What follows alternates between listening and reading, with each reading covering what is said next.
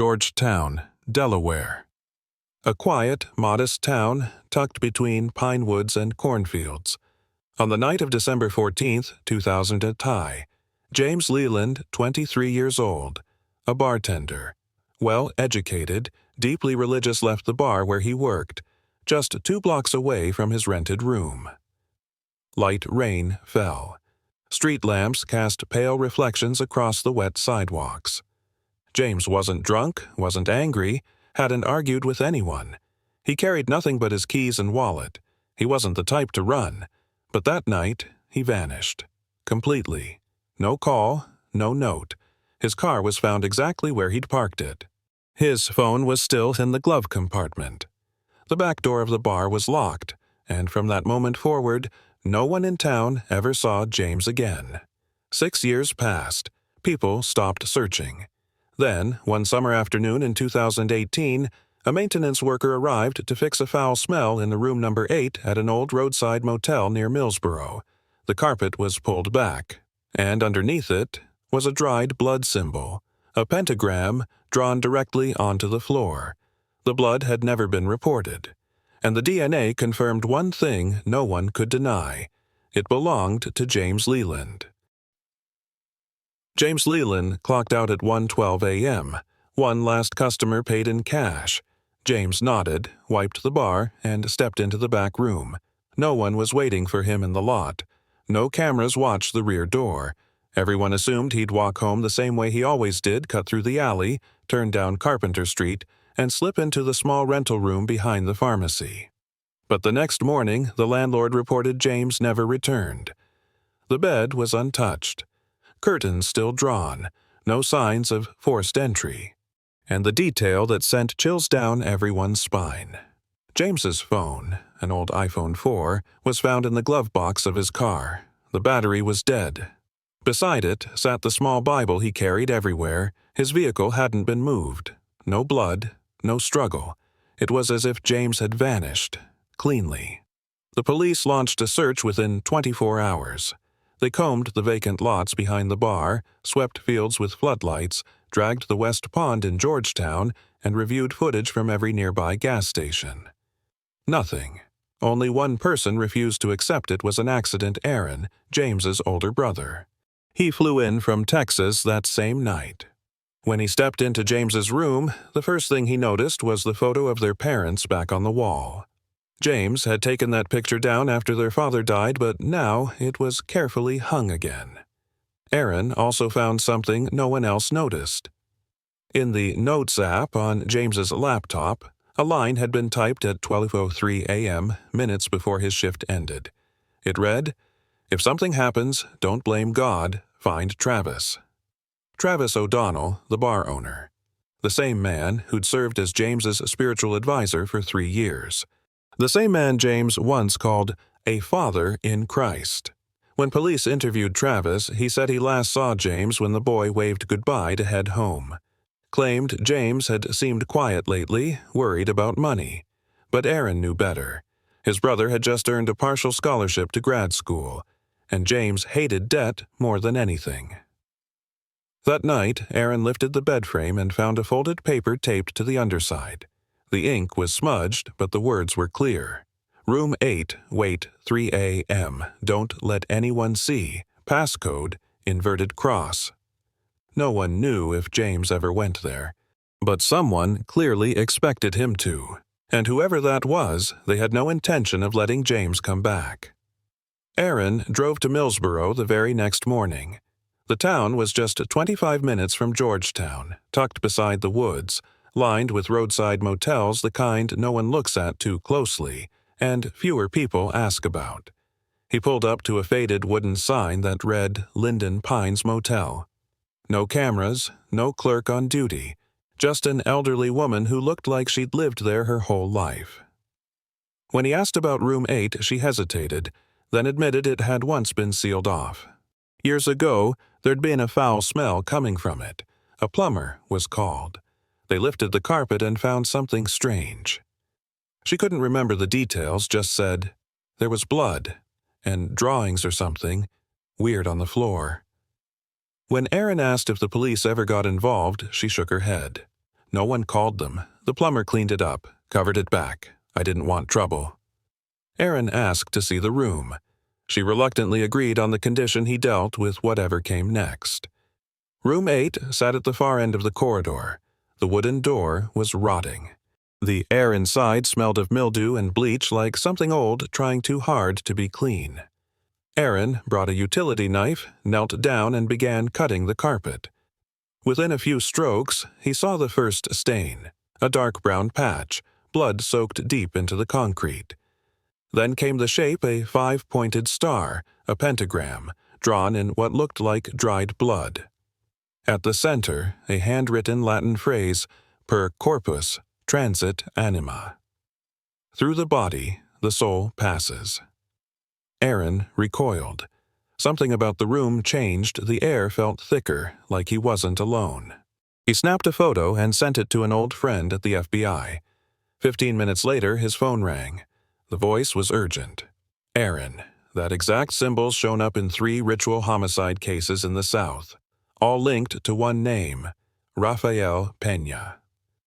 Erin had never heard it before, but 6 years earlier, James had once mentioned a special faith retreat hosted by something called the New Light Fellowship. Erin dug through old paperwork and found James's registration form.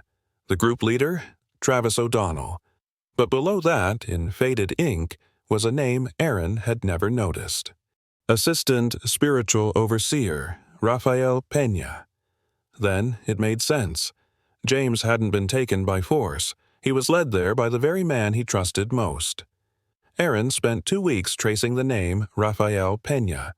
No church records, no medical history, no tax filings, no social media. The name was a shadow, present but unreachable. Then, a lead surfaced in an old Reddit thread from 2017. An anonymous user claimed they had escaped a spiritual healing commune in Worcester County, Maryland, a place where the music had no lyrics, the communion wine had no grapes, and no one was allowed to say their real name. The post included a dead email address. Erin tried anyway. One message. If you're still alive, I need to know the truth. My brother, James Leland, vanished after joining your group. 10 hours later, a single-line reply. I don't know James, but I knew Raphael, and if your brother entered that commune, then he either changed his name or he's not himself anymore. Her name was Rebecca Soto, 32, now living in Norfolk, Virginia. A former sound therapy major from a private institute in D.C., she'd joined Sagrado Eco after attending a 2013 workshop on spiritual resonance. It started simple, meditation exercises, no specific religion, no pressure. But after 3 months, she was invited to a weekend healing retreat at a farm near Snow Hill, deep in the woods of Worcester County. That's when it changed. We stopped using real names. They gave me a new one, Lucinda. We had to surrender our phones and IDs. There were no mirrors. No one was allowed to wear white. That was reserved for the chosen. Rebecca remembered a young man in the group named Jonas. White, dark hair with a deep, almost choral voice. He rarely spoke, but played piano during evening chants. Once, when Rebecca mentioned her hometown of Wilmington, Jonas paused and asked, "Do they have a Mission Baptist church there? The one that teaches Bible classes in the backyard?" She nodded. Jonas went silent. The next day, he stopped showing up to chant. Rebecca believed Jonas was James, but couldn't prove it. What she described next left Erin speechless. At first, there were sound baths and holy water, but after week 6, they gave us pills. They called it an energy alignment dose. We had to take them before a ceremony. Anyone who resisted was labeled a disruptor, and Raphael. He never preached. He just sat there, in white, never looked anyone in the eye. But every night, someone was called upstairs, and the next morning they either vanished or they weren't themselves. They didn't speak, didn't know their own names. Their eyes looked emptied out. Rebecca escaped after witnessing a ritual where a girl was tied to a chair, and the whole room was told to match her breathing rhythm with their chants. She said the sound still haunted her. Half prayer, half death rattle. She never reported it. No evidence. But after seeing James's photo and hearing Aaron's story, she was almost certain. Jonas was James, a version of him twisted by Rafael Peña's hand. After meeting with Rebecca, Aaron returned to Georgetown with one goal in mind: to verify the identity of Jonas. He couldn't go to the police with just a feeling, so he went to the only place that might still hold a trace of James, the local bank where his brother had once received his paychecks. Inside the system, James's account was still listed, inactive since early 2013. But what stood out was a secondary account created just 3 weeks after James disappeared, at a different branch in Salisbury, Maryland. The name on that account? Jonas Elihu. The Social Security number was fake, but the ID photo attached to the file, it was James. Unmistakably him, except for the eyes. Those eyes no longer held the look of someone alive. Aaron didn't speak. He printed out the documents and sat in his truck for over an hour, staring at a hollow version of his brother, still breathing maybe, but no longer James. The Jonas Elihu account had been used to receive regular deposits from a nonprofit called Harmony Field Collective. The organization was registered in Delaware as a community wellness group, but there was no physical address. Its website featured a single line of text: "Through vibration, we find renewal." Aaron traced the company's financials and discovered that Harmony Field had received over $300,000 in 4 years, mostly through spiritual retreat seminars in the outskirts of Baltimore. One of the signatories listed as a financial coordinator stood out: R. Peña. Now, Aaron was certain. His brother hadn't just been taken physically. James had been erased, given a new identity, and used as a tool to funnel money through a cult wrapped in the language of healing. What choked Aaron wasn't the money. It was a line buried in the transaction logs, the only one ever signed directly by Jonas. Ceremonial disbursement, consent acknowledged. His baby brother, the boy who once refused to smoke because he believed the body was a temple of God, was now signing off on ritual expenses, for someone else's purpose. Aaron didn't cry, but for the first time he felt like part of his soul was being deformed alongside James's, and he made a promise.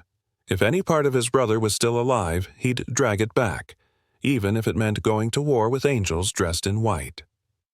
Aaron didn't bring the documents to the police. He already knew what they'd say. They'd look at the fake ID, the alternate account, and recite the familiar line: "Insufficient grounds to confirm this individual is James Leland." But Aaron wasn't asking for permission. He needed the truth, and the truth wasn't sitting behind a sheriff's desk. It was across the state line in Maryland, inside a compound surrounded by forest and a silence too coordinated to be natural. Harmony Field Collective held regular retreats at a site advertised as a Resonant Sound Renewal Center.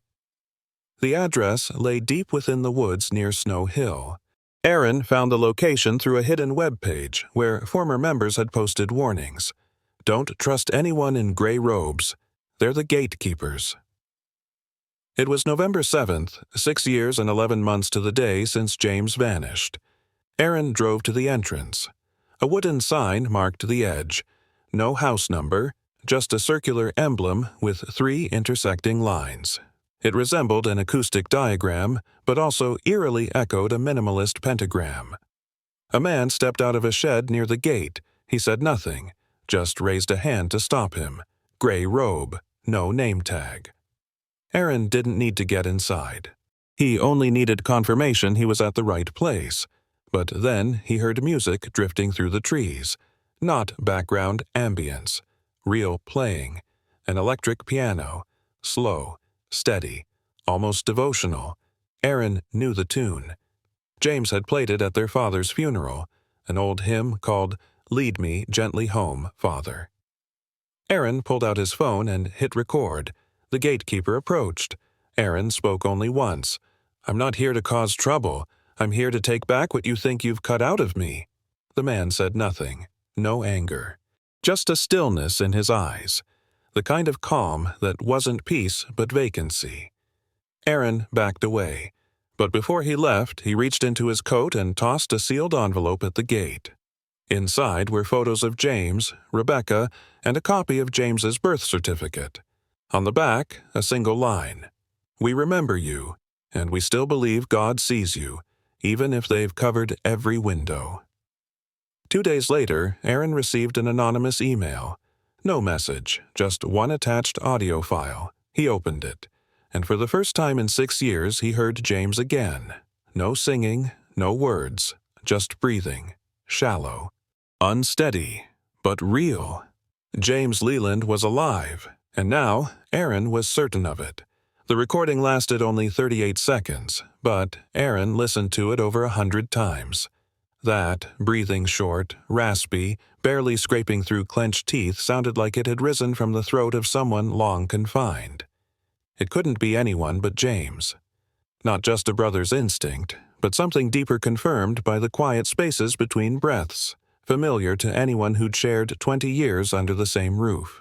But Aaron knew he couldn't afford to wait another 6 years just to hear a second breath. He contacted Rebecca Soto again. She agreed to help, under one condition: the cult must never know she was involved. Rebecca provided a hand-drawn layout of the compound she once lived in: meditation rooms, the ceremony hall, and what they called holding quarters for incomplete harmonization. From memory, she recalled that James, under the name Jonas, had been led to the northern attic after a nighttime ritual and never reappeared in the communal areas. Aaron passed the information to a retired emergency response leader he knew, a man named Darius, once part of Maryland's Tactical Rescue Division. On November 13th, a small 3-man team, Aaron, Darius, and a district-level sheriff entered the forest through a service trail nearly 2 kilometers from the Harmony Field compound. The wind had started to pick up. A storm was coming. No one spoke. Each man wore a comm earpiece and carried a ketamine-loaded syringe for non-lethal restraint. Aaron carried the last photo he had of James taken in 2011 during a fishing trip at Redden Lake. They approached the clearing from the rear. In the distance, amber light spilled from a large central lodge. Beneath the glow stood roughly 20 figures in gray robes, heads wrapped in white cloth. At the center, tied to a wooden chair with cloth restraints, sat a slumped figure, hair matted, head bowed, arms pinned behind his back. The face was unclear, but from the frame, from the twitch of a narrow shoulder, Aaron knew. That was James. Thunder cracked. The forest trembled. In the flash of lightning, Darius signaled. The team split into 3 positions, ready to breach. But before they could move, something happened that froze all 3 of them. One of the robed figures, clearly the leader, raised his hand, halting the ceremony. He turned his face toward the woods, toward Aaron, and spoke. "James has visitors. You've finally come." His voice was steady, deep, calm. Not a reaction, an announcement. Something rehearsed. They knew. This wasn't the first time they'd been watched, not the first time someone had come looking, but this time, it seemed, they wanted to be found. And what Aaron didn't know. What none of them knew was whether the cult had prepared for a retreat, or for a ritual that finally required real blood. No one gave a signal, but all 3 understood. This wasn't a raid anymore. It was an invitation. And when an invitation comes from a cult, it's never meant for negotiation. Darius gripped his weapon, finger tight on the trigger but steady. The sheriff pulled up his mask, covering his badge, and crept to the edge of the clearing. Aaron stepped out of the trees first. No one stopped him. No one moved. It was as if the entire group had been waiting for him to step into the part they'd reserved for him in the final act. The man at the center of the circle wore a darker robe than the rest. His hood was down, shoulder-length black hair, tan skin, and eyes so deep they looked inked. He stared at Aaron, unblinking. Aaron recognized him before anyone spoke a name. Rafael Peña, the same man once listed as Travis's spiritual assistant. The same man who erased James from his old life and locked him in silence under the name Jonas. James was still tied to the chair, eyes closed, head limp. chest barely rising. A cross-shaped scar peeked from the collar of his robe, fresh and bleeding. Raphael raised a hand. The followers stepped back. No reaction, no screaming, no weapons, only the soft patter of rain beginning to touch the dry ground. "You came to take him back?" Raphael asked, voice calm like he was offering a plate at church. Aaron didn't answer. He kept walking toward James. When he was 3 meters away, Raphael spoke again. "He wasn't taken. He chose to stay." Aaron paused. Darius stepped from the tree line, weapon raised. "Step back. Let him go." Raphael didn't move. He smiled. "We don't hold anyone. We only show them a world without pain." Aaron dropped to his knees in front of James, calling softly. No response. James's hands were curled, nails broken, but his index finger twitched. Still conscious. Raphael stepped closer. "Do you know what salvation is, Aaron?" he said. "It's not light. It's the moment someone is desperate enough to snuff it out." The sheriff shouted, "Step back!" just as Darius charged. Everything exploded in a breath. One follower drew a machete from under their robe. Darius fired. Someone fell. Raphael didn't flinch. But blood had spilled. And James opened his eyes. A strangled sound came from his throat. Not pain, but confusion. He didn't understand who was fighting or why. Aaron cut the restraints. James collapsed into his arms. Raphael stood motionless, eyes fixed on the blood soaking into the dirt. "One leaves the circle, but the circle remains. It always remains."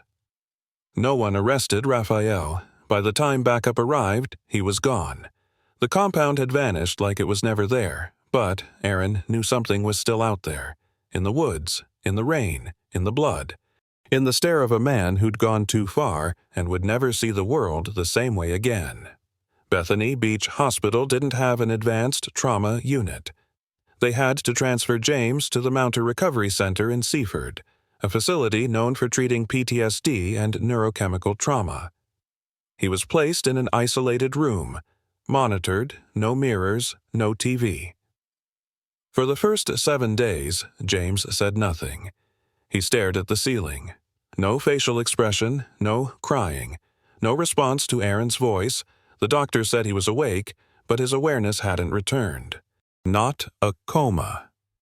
More like the mind had sealed itself shut, refusing to feel anything more.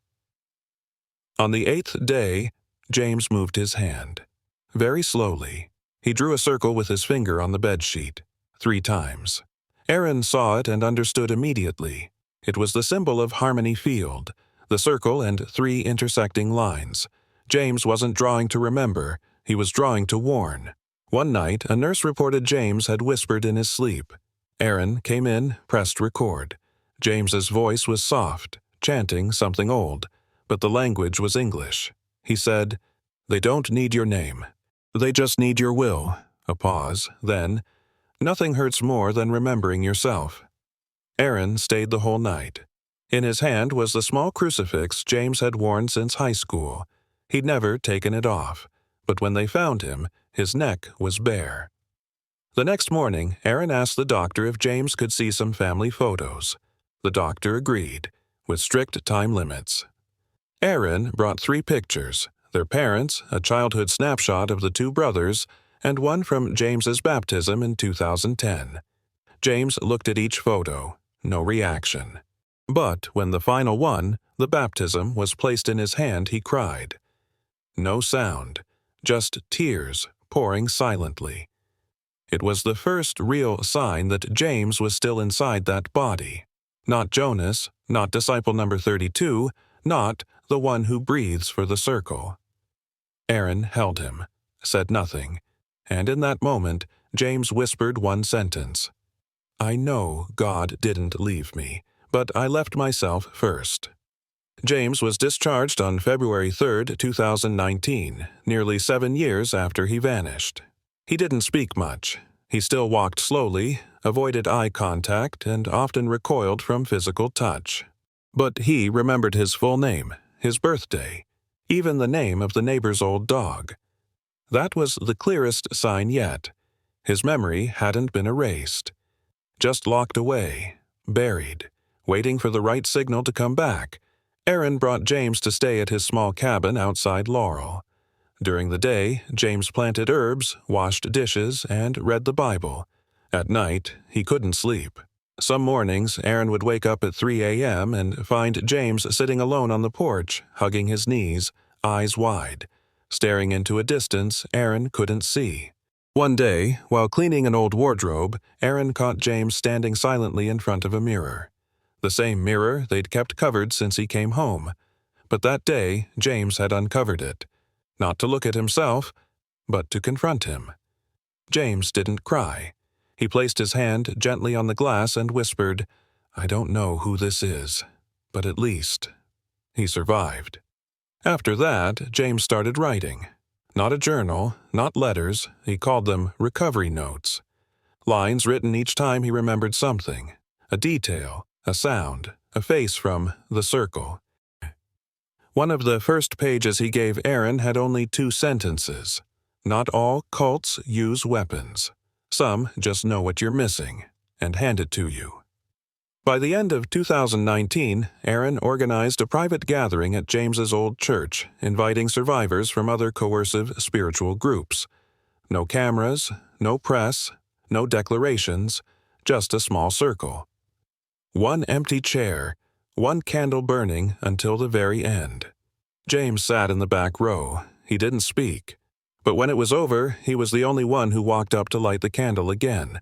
Not for the symbol, but because he understood now that true light isn't in the flame. It's in the act of standing up from the dark.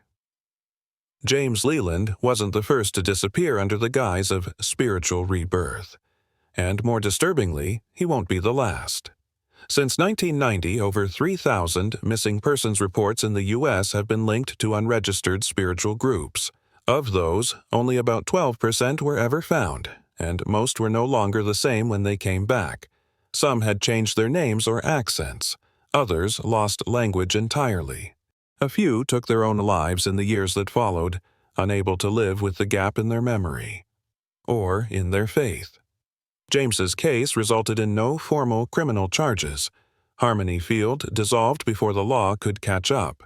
There were no weapons recovered, no confirmed bodily harm, no chains, no locked doors, and for that reason, the law couldn't touch it. But that doesn't mean there was no crime. Aaron didn't write a book. He didn't sell the rights. He didn't make a film. He simply shared the story in closed-door circles among people who all had someone that once almost disappeared. Fathers who suddenly stopped calling. Daughters who changed their names and identities to be reborn at a healing retreat in Utah, Oregon, or Maine. James's story is just one thread, but sometimes pulling the right thread can start to unravel the whole net. Not every cult burns people, spills blood, or brands flesh. Some only need you to be lost, to want someone, anyone, to tell you that you matter. And then, like James once did, you start letting go of yourself. First your name, then your friends, your family, your history, and finally, your sense of self. None of us think it could ever happen to us until it does.